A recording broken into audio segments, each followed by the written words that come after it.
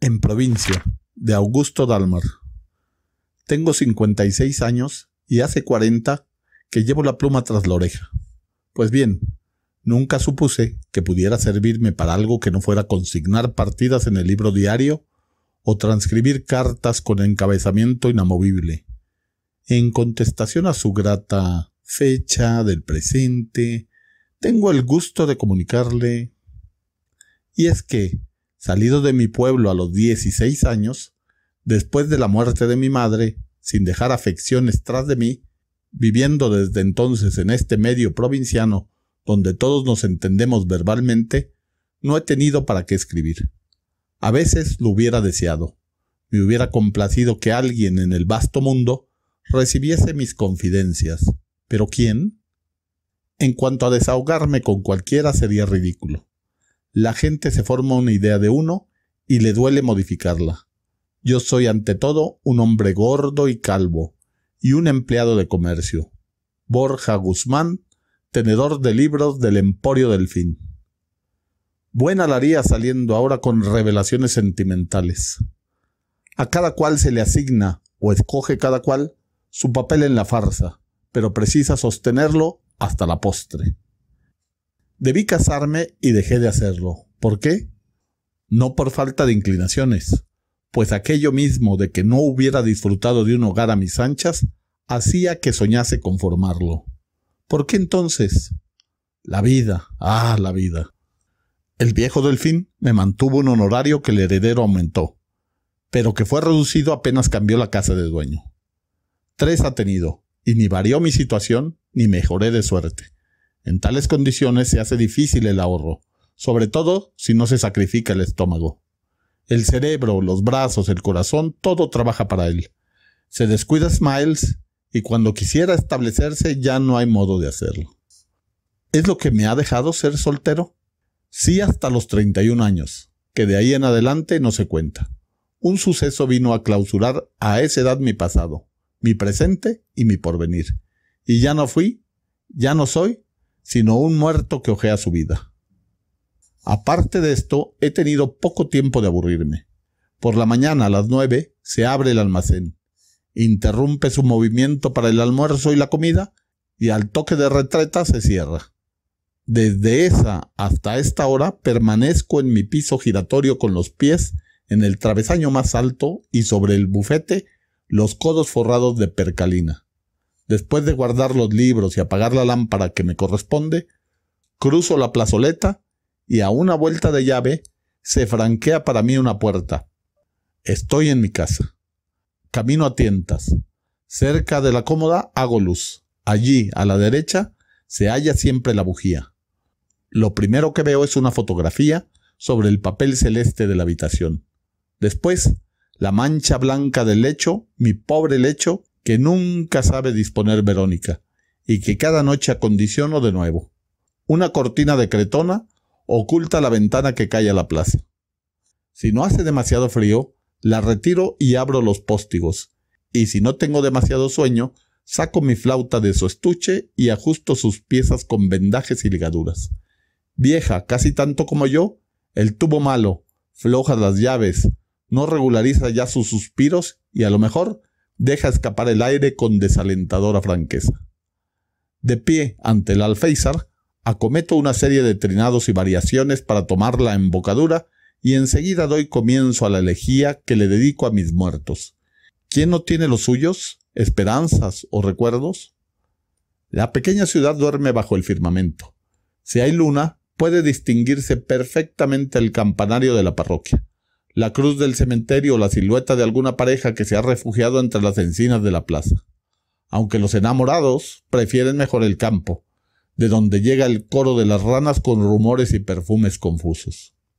El viento difunde los gemidos de mi flauta y los lleva hasta las estrellas, las mismas que, hace años y hace siglos, amaron los que duermen en el polvo. Cuando una cruza el espacio, yo formulo un deseo invariable. En tantos años se han desprendido muchas y mi deseo no se cumple. Toco, son 2 o 3 motivos melancólicos. Tal vez supe más y pude aprender otros, pero estos eran los que ella prefería. hace un cuarto de siglo, y con ellos me he quedado. Toco, toco. Al pie de la ventana, un grillo que se sienta estimulado se afina interminablemente. Los perros ladran a los ruidos y a las sombras. El reloj de la iglesia da 1 hora. En las casas menos austeras cubren los fuegos. Y hasta el viento que transita por las calles desiertas pretende apagar el alumbrado público. Entonces, si penetra una mariposa a mi habitación, abandono la música y acudo para impedir que se precipite sobre la llama. ¿No es el deber de la experiencia? Además, comenzaba a fatigarme. Es preciso soplar con fuerza para que la inválida flauta responda, y con mi volumen excesivo yo quedo jadeante. Cierro pues la ventana, me desvisto y en gorro y zapatillas con la palmatoria en la mano, doy, antes de meterme en cama, una última ojeada al retrato. El rostro de Pedro es acariciador, pero en los ojos de ella hay tal altivez que me obliga a separar los míos. 4 lustros han pasado y se me figura verla así. Así me miraba. Esta es mi existencia desde hace 20 años. Me han bastado para llenarla un retrato y algunos aires antiguos. Pero está visto que, conforme envejecemos, nos tornamos exigentes. Ya no me bastan y recurro a la pluma. Si alguien lo supiera, si sorprendiese a alguien mis memorias, la novela triste de un hombre alegre, Don Borja, El Emporio del Delfín, si fuesen leídas, pero no.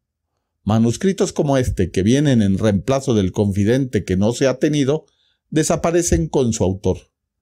Él los destruye antes de embarcarse, y algo debe prevenirnos cuando. De otro modo, no se comprende que, en un momento dado, no más particular que cualquiera, menos tal vez que muchos momentos anteriores, el hombre se deshaga de aquel algo comprometedor pero querido que todos ocultamos, y al hacerlo, ni sufra ni tema arrepentirse. Es como el pasaje que, una vez tomado, nadie posterga su viaje. ¿O será que partimos precisamente porque ya nada nos detiene? Las últimas amarras han caído, el barco zarpa. Fue, como dije, hace 20 años, más 25, pues ello empezó 5 años antes. Yo no podía llamarme ya un joven, y ya estaba calvo y bastante grueso. Lo he sido siempre. Las penas no hacen sino espesar mi tejido adiposo. Había fallecido mi primer patrón, y el emporio pasó a manos de su sobrino, que habitaba en la capital. Nada sabía yo de él, ni siquiera le había visto nunca, pero no tardé en conocerle a fondo. Duro y atrabiliario con sus dependientes. Con su mujer se conducía como un perfecto enamorado, y cuéntese que con su unión databa de 10 años. ¿Cómo parecían amarse, santo Dios? También conocí sus penas, aunque a simple vista pudiera creérseles felices. A él le minaba el deseo de tener un hijo, y aunque lo mantuviera secreto, algo había llegado a sospechar ella. A veces solía preguntarle, ¿qué echas de menos? Y él le cubría la boca de besos. Pero esta no era una respuesta, ¿no es cierto? Me habían admitido en su intimidad desde que conocieron mis aficiones filarmónicas. Debimos adivinarlo, tiene pulmones a propósito. Tal fue el elogio que él hizo de mí a su mujer en nuestra primera velada. Nuestra primera velada. ¿Cómo acerté delante de aquellos señores de la capital? Yo que tocaba de oído y que no había tenido otro maestro que un músico de la banda. Ejecuté, me acuerdo, el ensueño, que esta noche acabo de repasar. Lamentaciones de una joven y La golondrina y el prisionero. Y solo reparé en la belleza de la principala, que descendió hasta mí para felicitarme. De allí dató la costumbre de reunirnos. Apenas se cerraba el almacén. En la salita del piso bajo, la misma donde ahora se ve luz, pero que está ocupada por otra gente. Pasábamos algunas horas embebidos en nuestro corto repertorio, que ella no me había permitido variar en lo más mínimo, y que llegó a conocer tan bien que cualquier nota falsa la impacientaba. Otras veces me seguía tarareando, y por bajo que lo hiciera, se adivinaba en su garganta una voz cuya extensión ignoraría ella misma. ¿Por qué, a pesar de mis instancias, no consintió a cantar? Yo no ejercía sobre ella la menor influencia. Por el contrario, a tal punto me imponía que aunque muchas veces quise que charlásemos, nunca me atreví. no me admitía en su sociedad para oírme, era preciso tocar. En los primeros tiempos el marido asistía a los conciertos y al arrullo de la música se adormecía, pero acabó por dispensarse de ceremonias y siempre que estaba fatigado nos dejaba y se iba a su lecho. Algunas veces concurría uno que otro vecino, pero la cosa no debía parecerles divertida y con más frecuencia quedábamos solos. Así fue como una noche que me preparaba a pasar de un motivo a otro, Clara, se llamaba Clara, me detuvo con una pregunta que me arropa. Borja, ¿ha notado usted su tristeza? ¿De quién? ¿Del patrón? Pregunté bajando también la voz. Parece preocupado, pero ¿no es cierto? Dijo clavándome sus ojos afiebrados.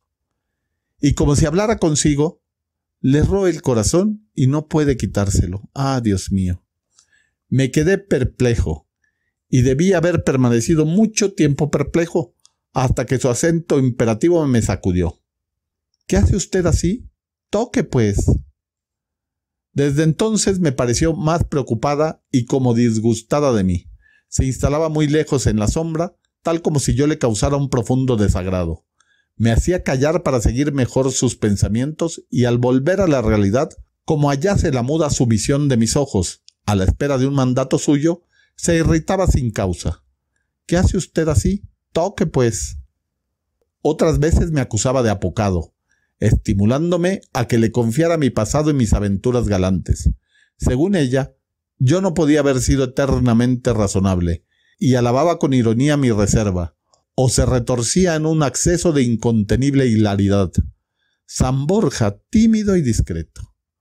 Bajo el fulgor ardiente de sus ojos, yo me sentía enrojecer más y más, por lo mismo que no perdía la conciencia de mi ridículo. En todos los momentos de mi vida, mi calvicie y mi obesidad me han privado de la necesaria presencia de espíritu, y quién sabe si no son la causa de mi fracaso. Transcurrió un año, durante el cual solo viví por las noches. Cuando lo recuerdo, me parece que la una se anudaba a la otra, sin que fuera sensible el tiempo que la separaba, a pesar de que, en aquel entonces, debe de habérseme hecho eterno. Un año breve como una larga noche.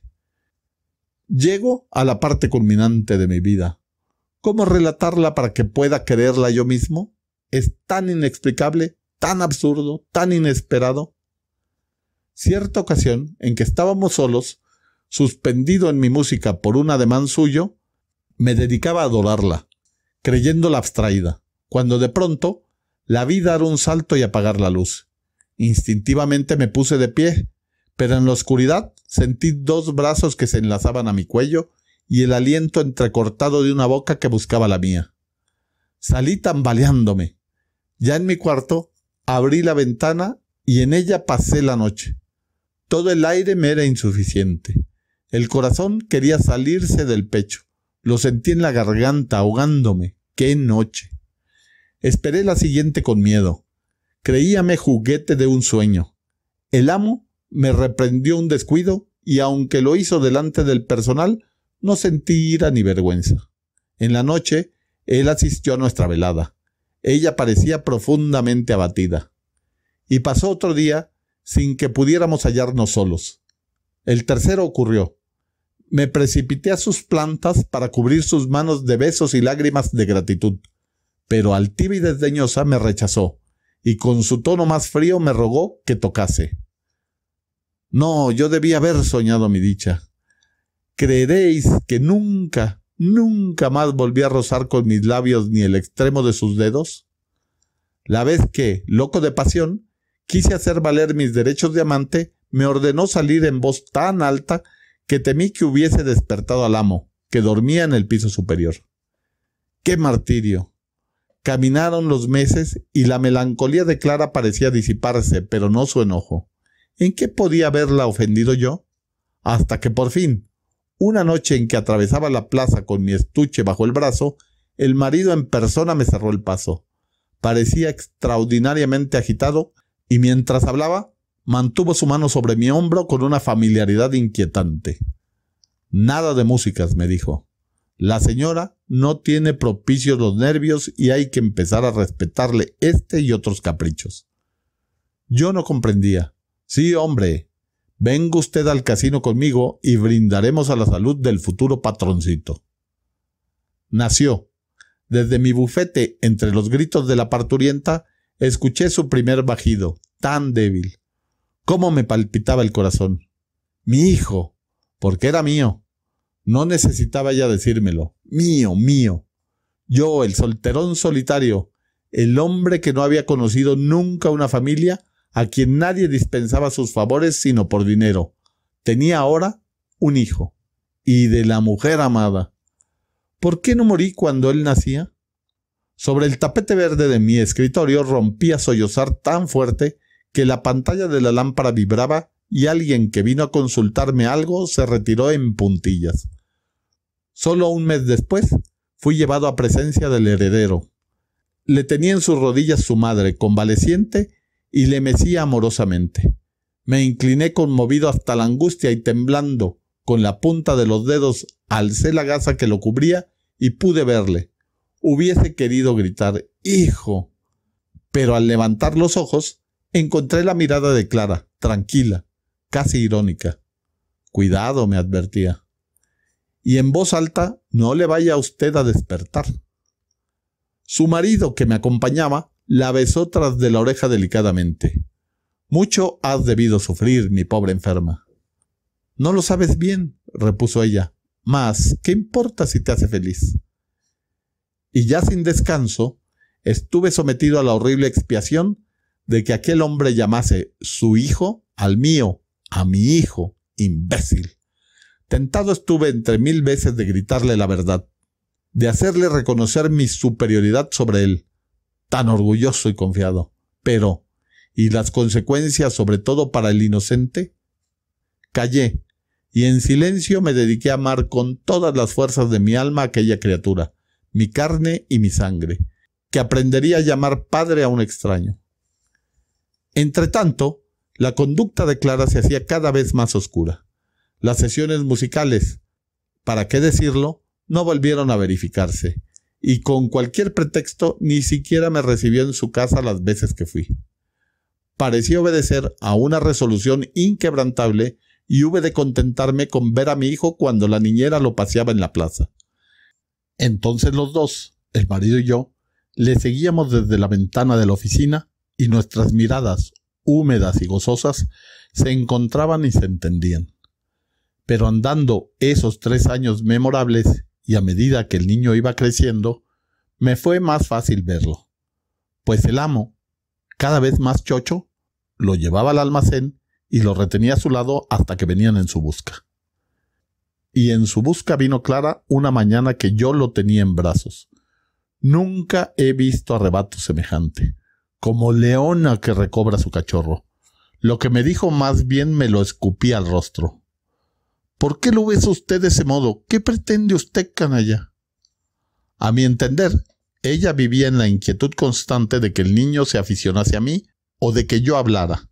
A ratos, estos temores sobrepujaban a los otros, y para no exasperarme demasiado, dejaba que me acercase, pero otras veces lo acaparaba, como si yo pudiese hacerle algún daño. Mujer enigmática. Jamás he comprendido qué fui para ella, capricho, juguete o instrumento. Así las cosas, de la noche a la mañana llegó un extranjero, y medio día pasamos revisando libros y facturas. A la hora del almuerzo, el patrón me comunicó que acababa de firmar una escritura por la cual transfería el almacén, que estaba harto de negocios y de vida provinciana, y probablemente volvería con su familia a la capital. ¿Para qué narrar las dolorosísimas presiones de esos últimos días de mi vida? Harán por enero 20 años y todavía me trastorna recordarlos. Dios mío, se iba cuanto yo había amado. Un extraño se lo llevaba lejos para gozar de ello en paz. Me despojaba de todo lo mío.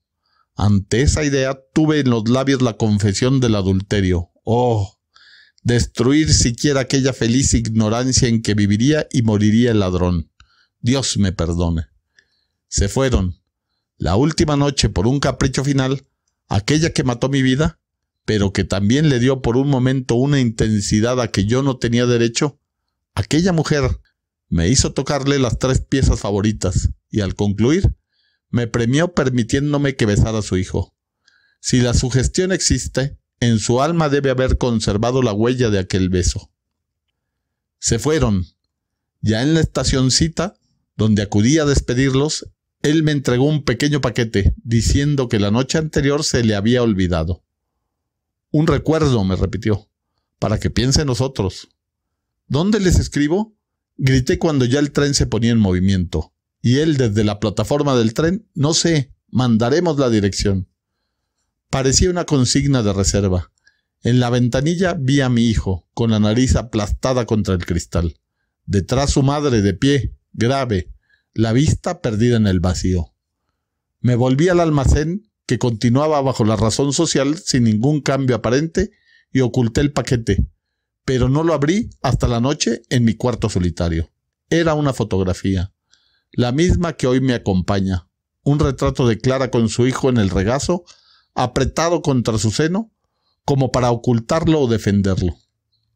Y también lo ha secuestrado a mi ternura, que en 20 años ni una sola vez he sabido de él, y probablemente no volveré a verlo en este mundo de Dios. Si vive debe ser un hombre ya. ¿Es feliz? Tal vez a mi lado su porvenir habría sido estrecho. Se llama Pedro. Pedro y el apellido del otro. Cada noche tomo el retrato, lo beso y en el reverso leo la dedicatoria que escribieron por el niño. Pedro a su amigo Borja. Su amigo Borja. Pedro se irá de la vida sin saber que haya existido tal amigo. Augusto Guemine, más conocido como Augusto Dalmar, nació en Valparaíso, Chile en 1882 y murió en Santiago en el año de 1950. Es considerado uno de los más destacados representantes del naturalismo chileno. Se le considera además uno de los precursores de la tendencia denominada imaginismo, opuesta al criollismo chileno. Sus obras más importantes son Juana Lucero, también conocida como La Lucero, y Pasión y muerte del cura de Husto. En el cuento En provincia, Dalmar nos relata la historia de un hombre que ha llevado una vida bastante convencional y en la que no tiene mayores aspiraciones. Parece encontrar una justificación para esta vida vacía en un secreto de su pasado, un momento en el que se atrevió a soñar con una vida más plena.